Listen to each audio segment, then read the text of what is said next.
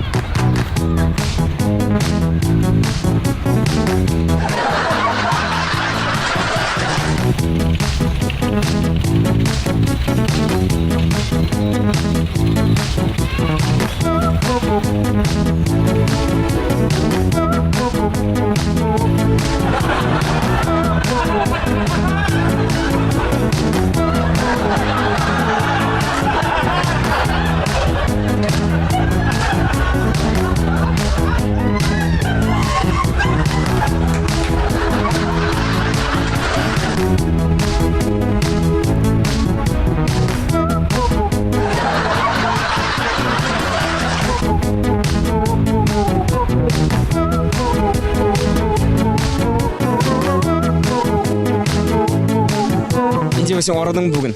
Ezgine barindi. Lakin sen pek baxtlidir endi.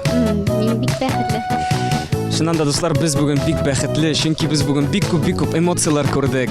Kishilarning ko'ngillarini ko'tardik, kayflarini ko'tardik. Shuning bilan biz bugungi prankimizni tamomlaymiz. Kelasi uchrashuvlarga qadar. Пока.